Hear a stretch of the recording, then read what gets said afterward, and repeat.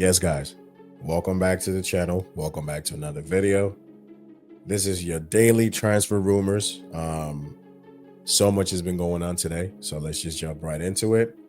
Earlier this morning, woke up and it was talking about, Chelsea hold talks with agents of Crystal Palace starman. So again, we've been linked with Gay for a minute, but we all know it's not Gay. This was in related to Eze. Apparently, we've held, talks with Crystal Palace to sign Eberechi Eze. And honestly, for me, this one is kind of like a head scratcher because yes, Eze is a good player. Eze's quality, you can play Eze in those, inside, left channels predominantly. You can play Eze as a number 10. But this link just made no sense to me. Like, I just don't see the intention behind getting Eze. Like, it just screams that, I don't know. Like, it makes no sense, essentially.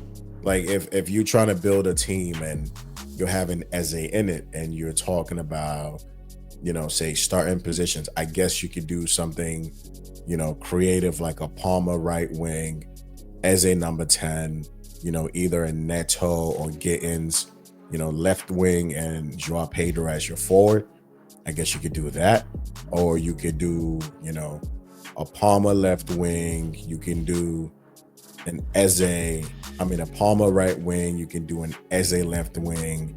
You could do an Enzo Fernandez in there, but your width on the left is predominantly going to be provided by Cucurella. So I don't know. With this link, it's a bit fugazi. Like, I don't know. It just makes no sense. Eze ain't really the profile of player we're looking for. If anything, we're looking for someone like a Morgan Rogers. We're still being linked every day to a Garnacho, which, look, that link is not dying, and it's very frustrating. Like, I just don't want to see this guy linked to the club anymore. But look, they're always going to be looking at someone like a Garnacho because, the underlying metrics and, the data.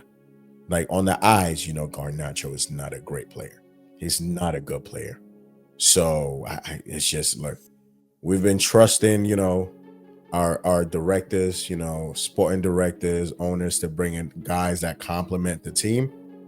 For me, Garnacho just seems like a kind of like a step back. So it's not one I'm really going to get on board with. It's just not good enough, honestly. But with this Eze link, it made no sense because I just don't see the point of it.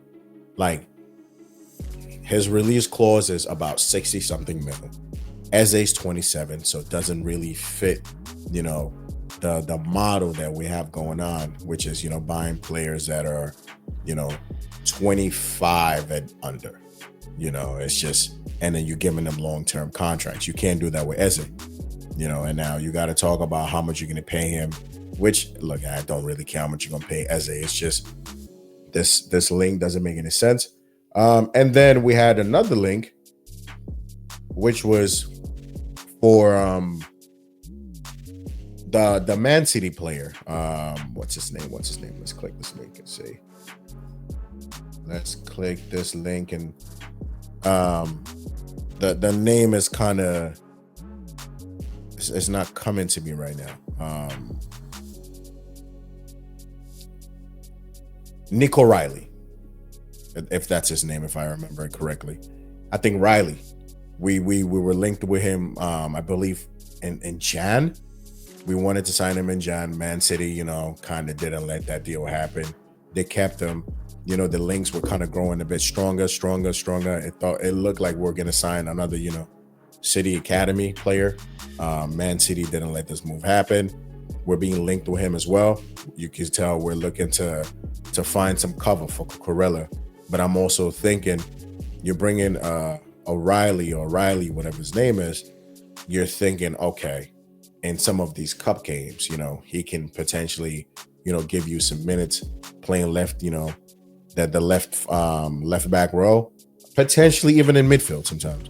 There might be games you don't want to have, Caicedo Enzo, Lavia playing it all. You'll probably want to do something like a Santos, a Sugo, Riley, where, you know, Riley being the guy that inverts into midfield, Santos playing the Enzo role, because we know Santos can play, you know, both roles properly. So I could see maybe the allure in that, you know, someone who's multifaceted can give you, you know, good cover in certain areas just in case. But the big one we've been looking at is Gerald Hato from Ajax. And it's looking like talks are, you know, picking up on that end. Talks are probably going to be, you know, being pushed forward a bit more quicker now. You know, we're the champions of the world. We did our thing. Now it's time to add those little pieces we need. Cucurella's played over, what, 5,000 minutes since last summer. He needs a break. Even though it's looking like guys like Cucurella, Caicedo, Enzo, you know, are made of vibranium, we still need a bit more cover for them.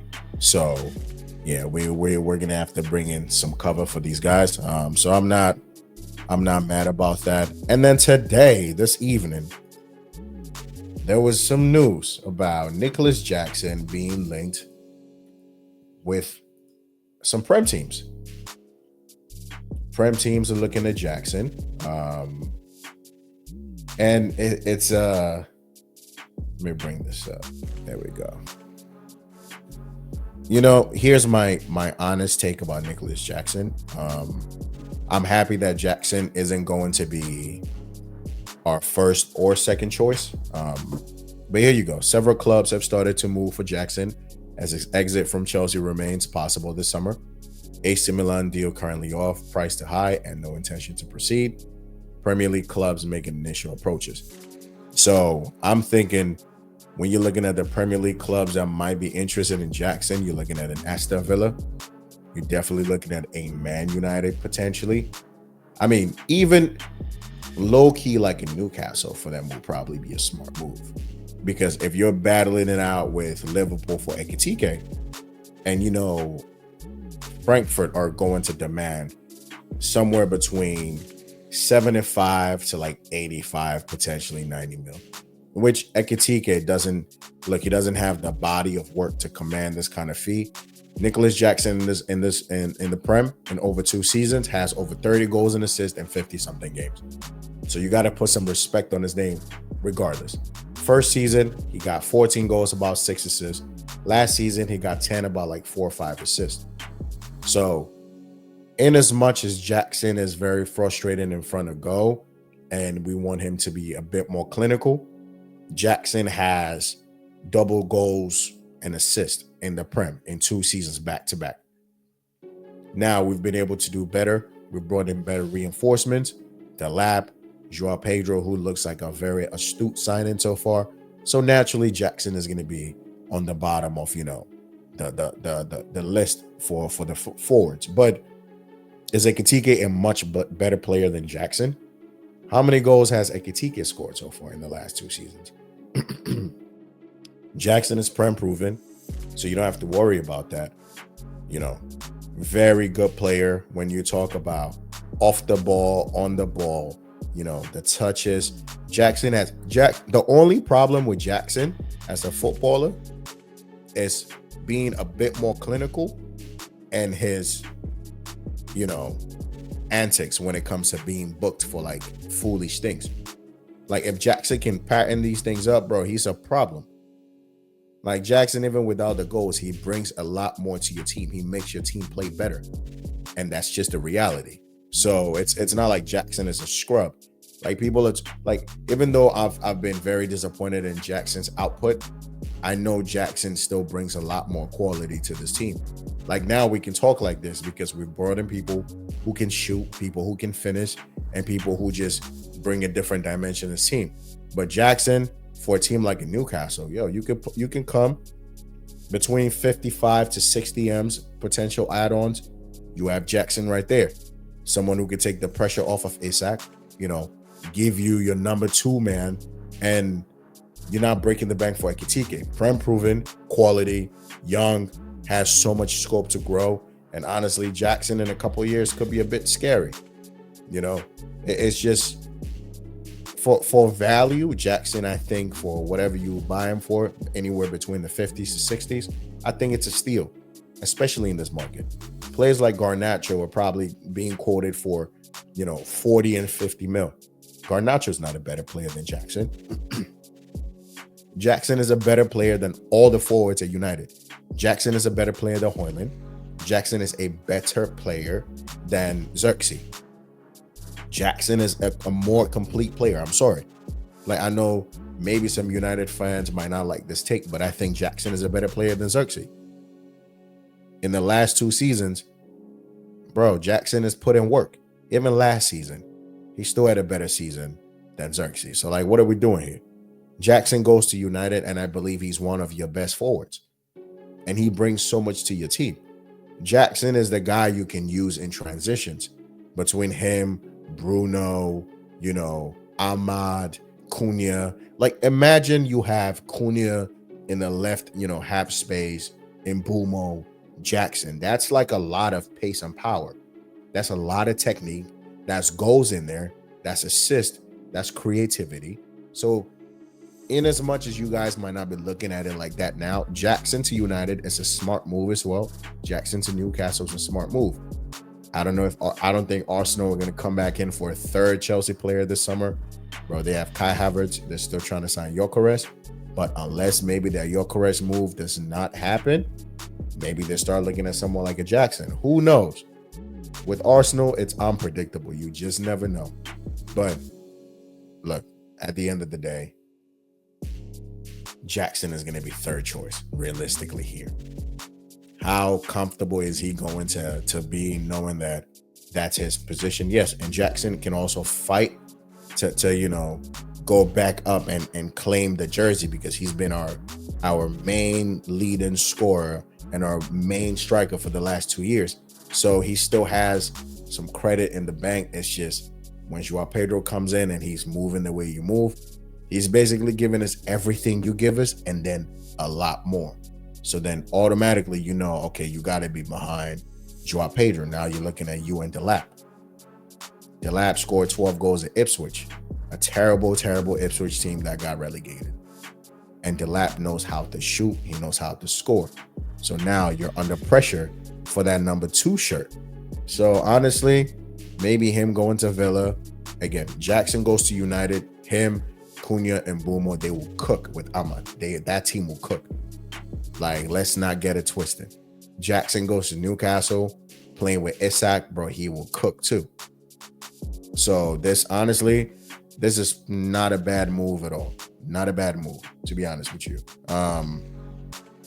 So aside the Jackson move, earlier today, we were being told that EKITIKE, the race for EKITIKE is heating up.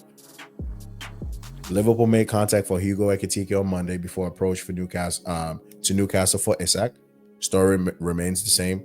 Liverpool want Isak with bid ready, but no doors open from Newcastle so far. If no Isak available, Liverpool to enter EKITIKE race. So now Liverpool are telling Newcastle basically, yo, you're not selling this Isak. EKITIKE has been someone who we've been linked with throughout the summer. Isak is our first choice, but look, we don't mind going to look for EKITIKE. I don't think Newcastle have to panic yet, to be honest with you. Like, there's a few more forwards that Newcastle really could get realistically in this transfer window. Let Liverpool sign EKITIKE for however much. And for me, like, I'm just looking at this as Frankfurt are winning right now, because now they have 2 teams battling for EKITIKE. And remember, in the summer, they told us Frankfurt are waiting for teams to come in and make it a bidding war. I think Fabrizio said that, or somebody, if I remember correctly. They want a bidding war. Now, Newcastle and Liverpool are giving them exactly that. 2 teams fighting for them. They can raise the money. And that's the thing. Frankfurt can raise the money and see who wants to pay for it, or they keep the player. Like, they want to keep the player anyway. So in any way at all, Frankfurt are going to come out winning in the situation. Now it's down to Newcastle and Liverpool. Yo, Newcastle, if Liverpool want to go get EKITIKE, yo, let them get him. EKITIKE is now. Frankfurt also knows Liverpool has 120 M's. they wanted to put on the table. They know that. So anybody else they want to go for, other teams are going to be looking like, hey, listen, you put down 124, for Isak. We know EKITIKE is nowhere near Isak's level, but we're going to say he's half Isak's level. So already they're maintaining 70 mil. We know Isak is going to go for more than 120. Let's be real. If Newcastle really going to sell Isak, they're probably asking for anywhere between 130 to 150. So now Frankfurt are going to ask for about 75, 80. Is EKITIKE really worth 80 mil? Probably not. I'm telling you, you get better value in Jackson for less than 80 mil in EKITIKE. That's just my personal opinion. Some people might agree. Some people might disagree. But fundamentally, Jackson is a very sound player. So Frankfurt are going to be winning anyway. Newcastle could just let Liverpool get EKITIKE. They could go to Crystal Palace. Yo, how much for Mateta? Like, there's strikers they can go and, make deals for. Yes, they got rejected, for Joao Pedro. But Chris Wood is right there for us. Go and put a cheeky bid in for Chris Wood. You know what I mean? Like, there's players you can look for to be your number two. You extend Isak's contract, you're bringing in number two. Jackson is available as well. Like, yo, you guys don't have to you don't have to crumble. You could bring some money for Jackson. You can look at someone like a Chris Wood. You can look at someone like a Mateta. Like, you can make some serious moves. So I don't think they have to be panicking yet. But Liverpool are being very hungry in this window. Liverpool are being tenacious and relentless. Like, they're legit putting their foot on everybody's neck. They can't get away with this. We cannot let Liverpool get away with this. I'm sorry. Liverpool get away with EKITIKE. All right, I can let it slide. I ain't even going to trip about it. But you let them get Isak, yeah, bro. Just wrap it up. Put the league in the bag. Like, for real. Just put the league title in the bag, and the rest of us fight for top four. That's just, I'm sorry. With the way they're moving, nah. So I don't think Newcastle really have to buckle over here in this scenario. Like, I think they hold a lot of the cards, so they should not be just letting Liverpool get it their own way. Another piece of news that I did want to talk about was Garnacho, because this guy is just not, the links are just not stopping. We're being talked about that we're in the move, we're interested in Garnacho again. And for me, it's like, yo, there's so much more you could do with that kind of money than spending on Alejandro Garnacho. Like, honestly, don't even get me another winger. How about that? Just keep Palmer on the right. You can have Neto on the left. It could be all that simple. Legit. For me, you could just have Neto and Gittins on the left, Palmer and Esteval on the right with Neto as the other option. In midfield, listen, you want to keep Nkunku? I'm cool with it. I'd rather take Nkunku than Garnacho. And let's be real. Hell, I'll take Joao Felix than Garnacho. Anybody but Garnacho.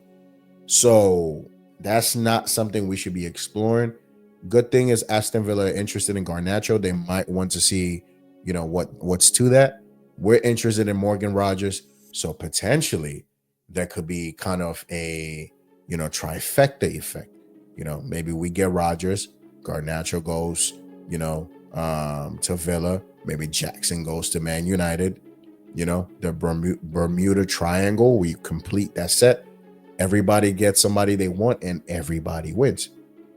But Garnacho should not be a player that, we're absolutely not. He is a scrub. And finally, to end the video, Konate, I believe, allegedly is being made available for around 40 to 45 million pounds. I don't know if it's going to be Premier League tax included into it, but that's not a bad, price for someone like Konate. Yes, injury worries aside, someone could be ambitious and bid 50 M's for Konate and see. Maybe he might want to have, a different experience. Liverpool ain't trying to give him the bread he wants.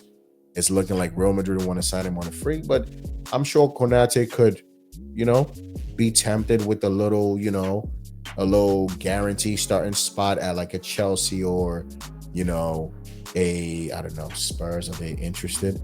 He definitely wouldn't go to Man United. But I'm just thinking of like, we want to bring in another center back. I know Konate's injuries are just, but he's been pretty much available for Liverpool for a minute. So I can just kind of rely on that a bit. Maresca, when it comes to being able to manage players, he's been able to do that with Rhys James. He's done a bit of that with Lavia.